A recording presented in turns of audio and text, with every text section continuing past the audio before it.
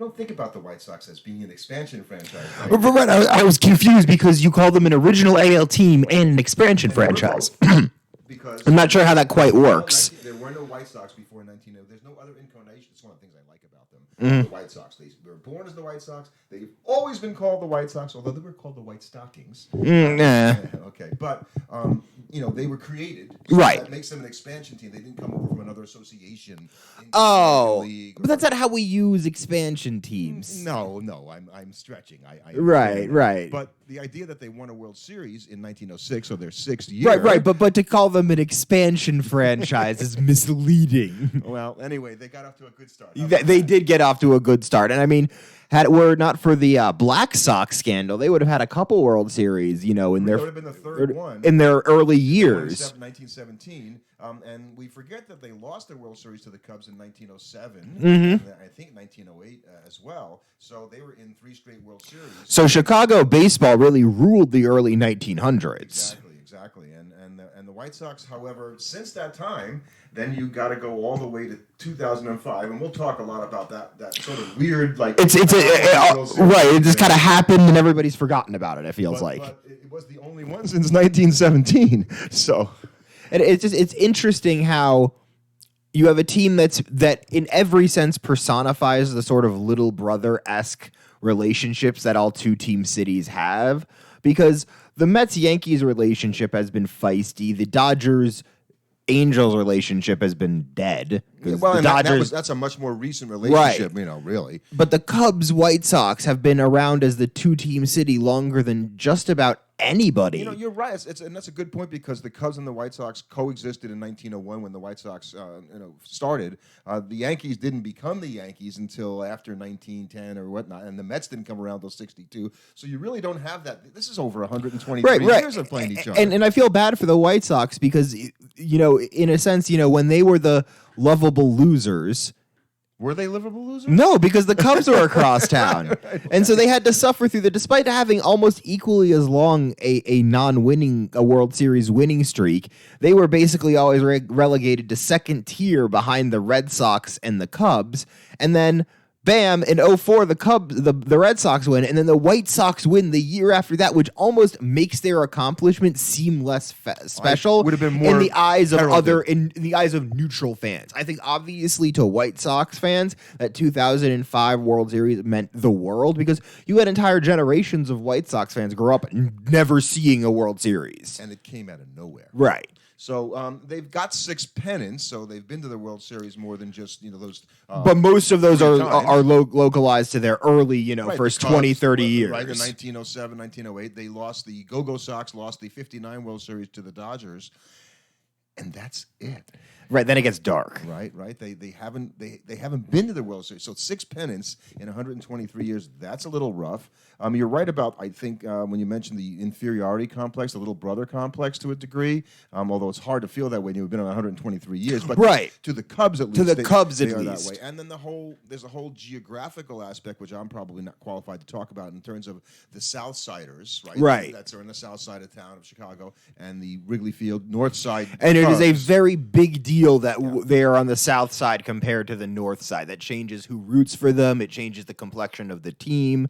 It means a lot that they're from the south side. So, and it's kind of ironic that we talked about the 3-win Cubs in our prior deep dive, and right after that is we go into the White Sox. So they want to basically, with the 5 pennants or 6 pennants and 3 world championships, they haven't been a consistent winner. And I think we should talk a little bit about, when they were good. And the problem is, when you talk about when they were really good, it's a really long time ago. Right. And this is a problem that's really unique to, I want to say, them and a team we talked about previously in the Guardians, in that their success was so early on in their history that the average baseball fan really hasn't watched them be a powerhouse team for a number of years. Like, if you're a Dodger fan, pretty much, as long as you were alive for more than 10 years, you got to see a period of dominant play from your team, most likely. Same as if you're a Yankee fan. You had a dark decade or two. If you are a White Sox fan, you had a dark, 90 years. Yeah. That's...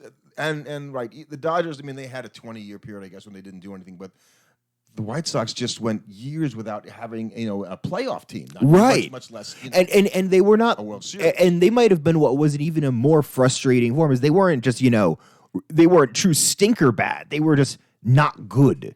Right. Like, and that's why they have a career .502 winning percentage, because all of the years they weren't making the World Series, they weren't, bad. They just weren't good. But I think we've sort of talked about a lot of teams that don't have a 500 winning. So it's interesting that they talked about how good they were early on. Right, and how much or they never were maybe that bad. Right, they've never been that bad. They've always just kind of been okay. Right, though I don't know how many times the White Sox have lost 100 games in a season, but I don't think it's very many. No. So I think they really haven't gone down to that depth, and that's probably why their record is over 500. Exactly. So on the South Side, they started playing in Southside Park.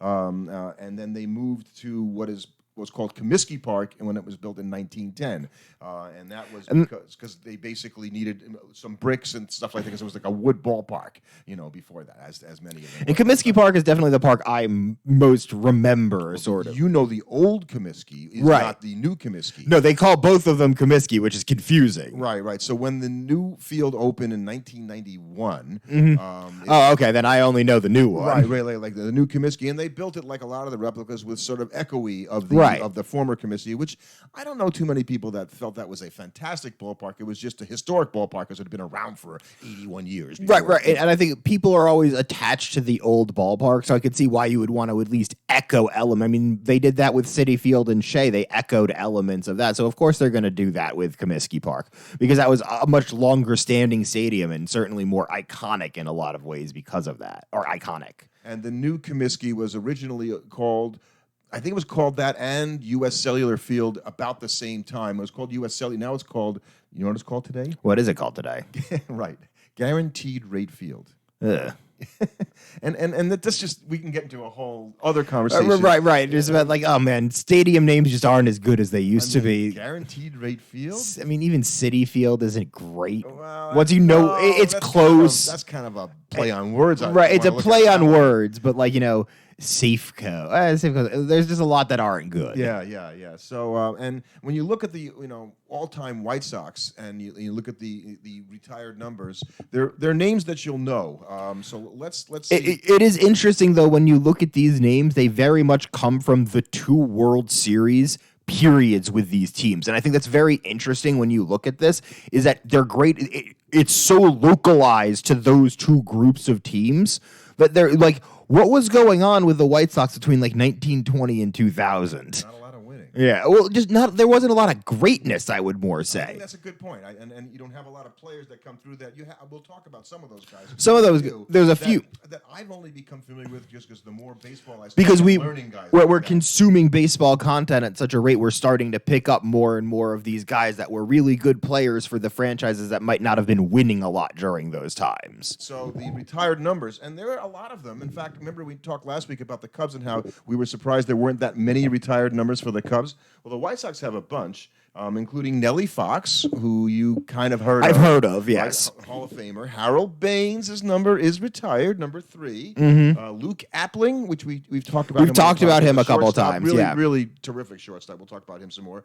Minnie Minoso, the Cuban Comet, his number was retired. Luis Aparicio, shortstop, who won an MVP.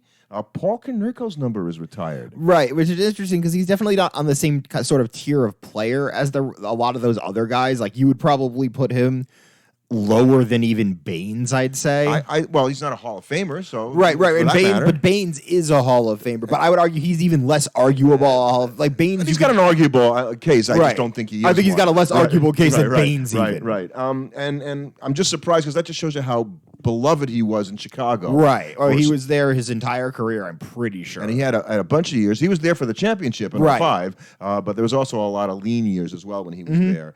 Ted Lyons, we'll talk about him, a pitcher, a great pitcher that many people don't hear of because he pitched for them, as you pointed out, in a period where they weren't winning anything. So you just, he was the best pitcher on a non-winning team. So why are you going to talk about them that much? He's not going to win Cy Youngs. He's not going to be in the playoffs. He's not going to get... He didn't have Cy Youngs when he pitched. Or even worse. Billy Pierce, another pitcher who also became a manager, famous White Sox. White Sox fans know Billy Pierce. Frank Thomas obviously would be retired. Mark Burley's number is retired, number 36. Again, he's kind of like Konerko, I would say. Yeah. There's a lot of support for Burley as a Hall of Famer. I got to tell you, he's on the ballot. I don't think he'll make it, but he'll make a second ballot. Carlton Fisk is a retired number, which is interesting because I'm going to guess he might have his number retired by the Red Sox as well. So for both, interesting. Yeah, it's possible. Can't imagine there's a lot of guys that have done that. That have that. Those are sort of iconic White Sox names. That's a lot of numbers. It's a lot of numbers. And so if you flip over to the best White Sox at each position, that'll mirror some of the things we discussed here. Basically every single name we just said comes up in that discussion then. So the pitchers, Ted Lyons and Billy Pierce I mentioned as well. Ed Walsh was a great early 1900s. Wilbur Wood was also part of it. Wilbur Wood was a very good pitcher. And then there's really not a lot of guys that until you get to Burley, basically. Right. Nobody knows. Like, you ever hear of Red Faber? Nope. No, Red Faber was a great White Sox pitcher. Again, on teams that didn't win anything and didn't pitch in the World Series. So how are you going to, really evaluate a guy that, particularly at the time that they pitched, if the nation wouldn't hear about you, nobody was hearing about you. You didn't get into the World Series, because there's no way. You had to read the pages very deeply to find the White Sox box score if you were anywhere but Chicago. And then you were just looking at a box score. It wasn't like you had a big long article about the game, the team, the players. You just had a box score. So you'd be like, oh yeah, that guy had a good game, it looks like, but you wouldn't have the narrative that you would get with your own teams in the paper. Right. We mentioned last week. So Carlton Fisk is one of the catchers that I picked would be a great. Now he didn't play. He played a lot of years with the Red Sox. So. Yeah, like how many years did he play with the White Sox? It couldn't have been that many. I think he played like 8 or 9 years with the White Sox. So it's impressive that he was able to get enough, accolade and acclaim there to get his number retired. Check me on that. Right.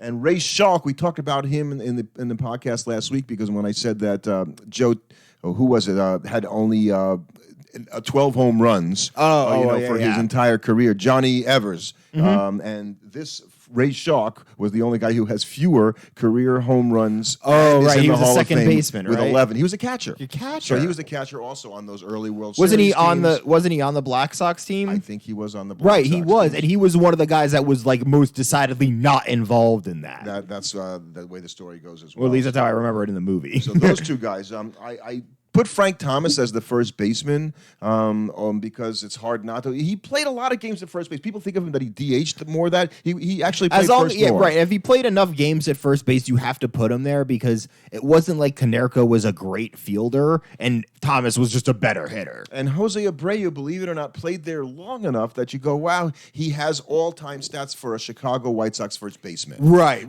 Which is a misleading if you have to think about that statement to really understand it. Right. But I guess I felt he should get a call because he did really produce when he was there.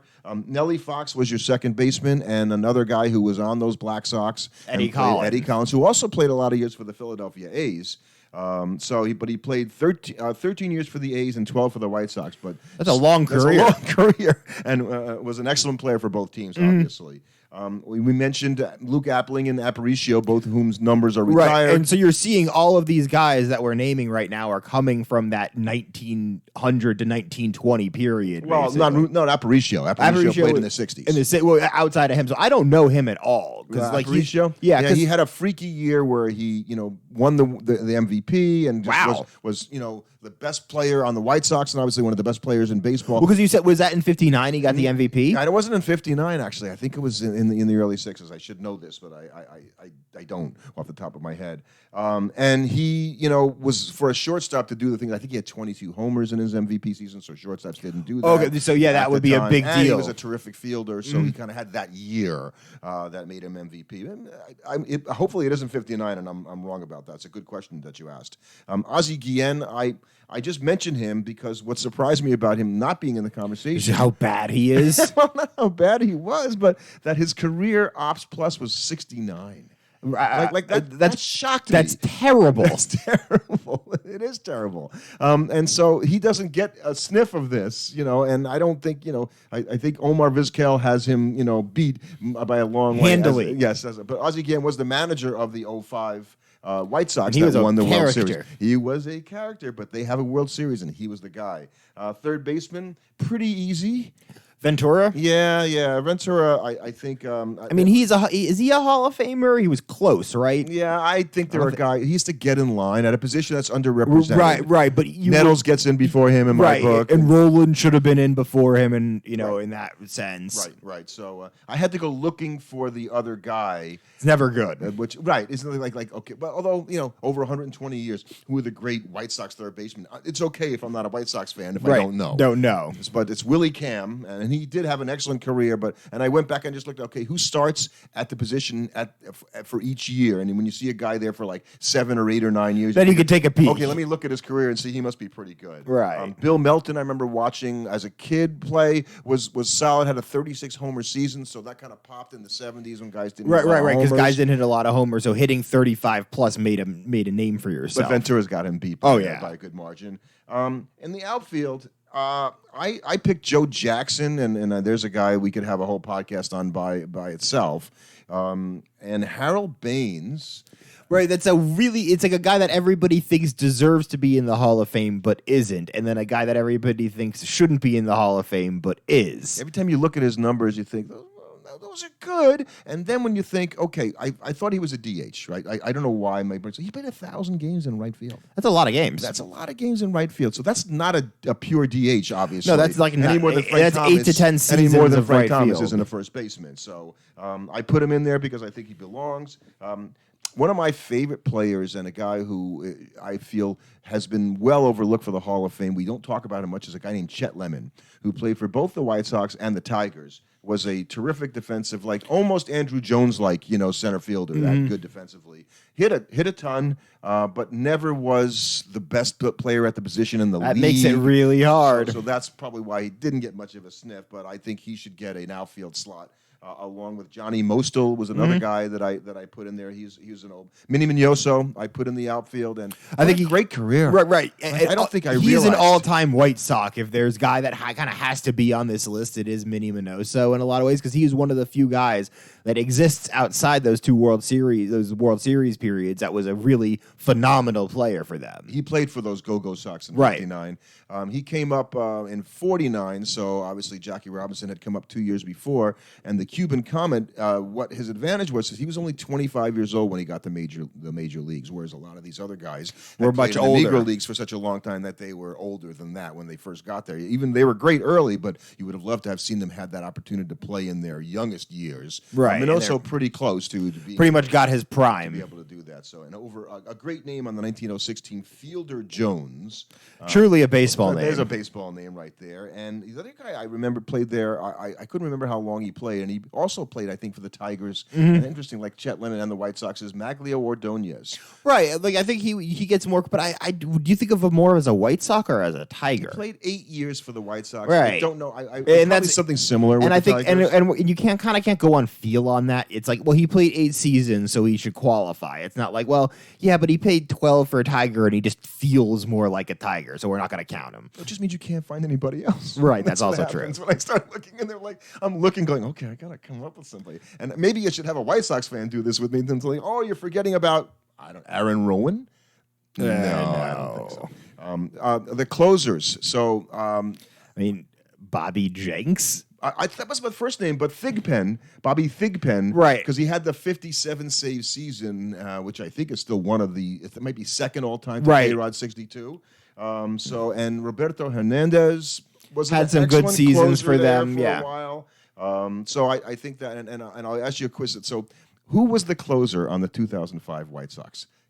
Was it Bobby Jenks? It was not Bobby Jenks. I think he was on the team though. Right, he was on the team. Yeah, he was not the closer. Oh, who was the closer? 27 saves or 27 for the closer. Dustin Hermanson. The Expo? Yes, that's what I thought too. He was a starter.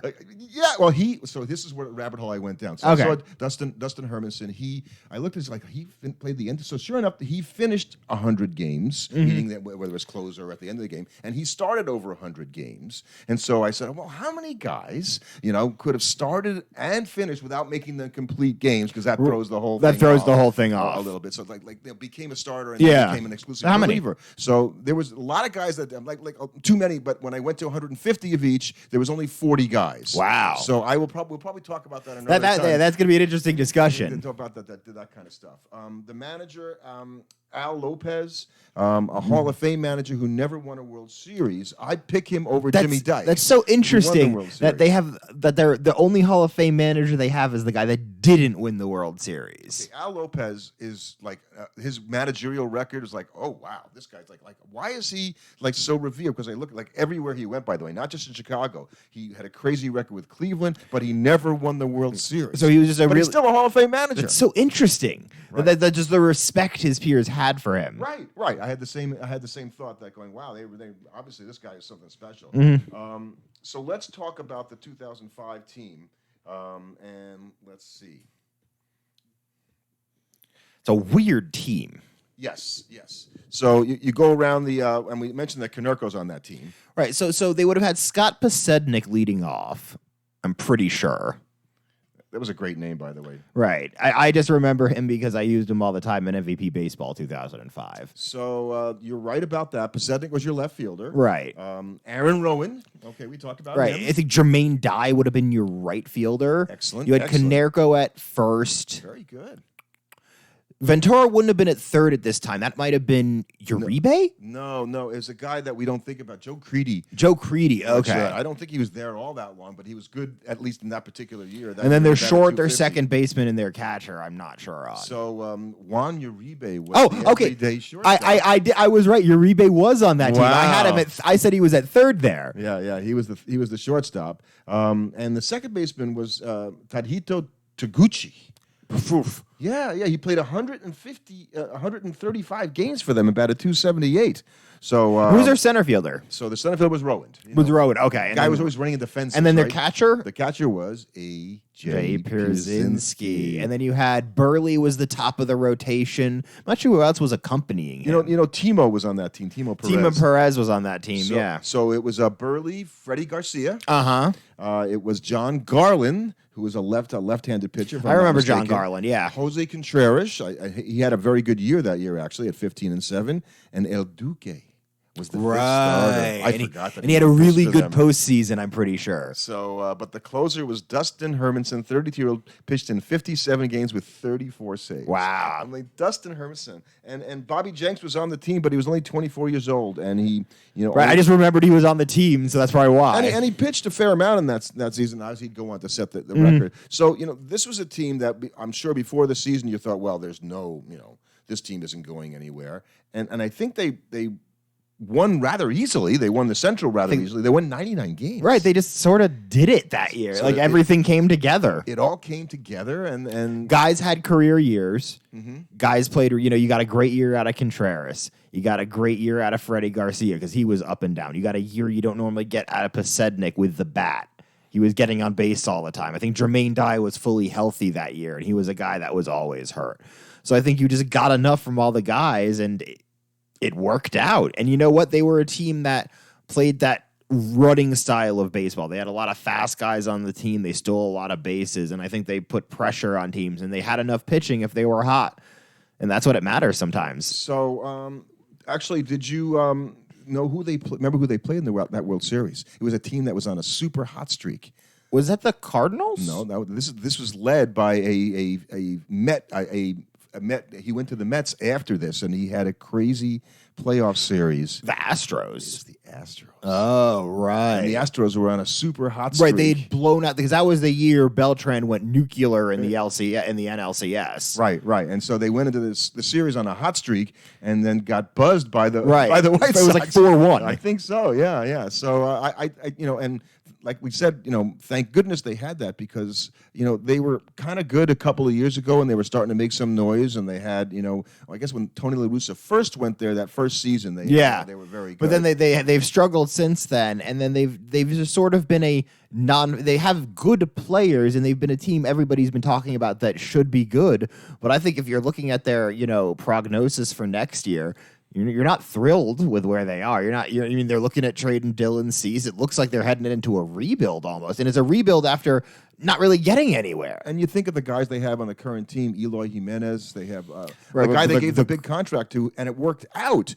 Luis Robert, I mean, Right, Robert. Robert. That was a big. No, Robert is actually. It's actually I thought it was Robert. I'm mistakenly calling it Robert as well. Luis Robert, and so, like you said, they've got some good players, and the individual parts don't end up combining. And I was kind of getting on Pedro Grafal a little bit during the season, going, You got to get on some. When the team is talented and doesn't come together, the same way Buck gets blamed, you have to blame Pedro Grafal. That was a team that should have won the AL Central. At least that's how they looked at it, I think. And the idea of trading Dylan Cease seems a little crazy in some respects because he's young, right? He's sturdy, he's talented. But I think that's a team where you're looking at tearing it down to the ground. You're right. I think you are right. I mean, now Tim Anderson in that division where you think, what do you it's really a need to win winnable that division, Right. right. So I don't know where they're at right now. I think they're kind of without an identity. I think they're the type of team that might kind of play it, cool going through this offseason. They'll see where they're at the halfway point this year. And if they're terrible, they might dump. But if they're playing well, who knows? Maybe they make a move and try and make a run at taking the ALCS. Yeah, they're certainly not a team that's mentioned in any of the free agent, No. But chase White here. Sox fans would curse Jerry Reinsdorf for that. Yes. So I guess it's hard. Maybe being the White Sox is a little like being the Mets, only in that you kind of feel like, well, the guys across town. Well, and everybody it's loves probably those even guys. more frustrating for the White Sox fans because at least for the Met fans, as long as you're in a rational state of mind, you're like, okay, yeah, but they've got 27 World Series. It kind of We're makes never sense. catching them. Right. It kind of makes sense that they're the Yankees, but like the White Sox fans are like, we had more success from them for the entire time. Why? Like that would be really frustrating. You get treated as like the second team when they were technically bigger losers than you. And they're tied in World Series with the Cubs at 3-3. Right. So at least they got a real competition there. Mm-hmm. So they got a long way to go to get to the fourth right now. I think they're a little further away than the Cubs are. Agreed.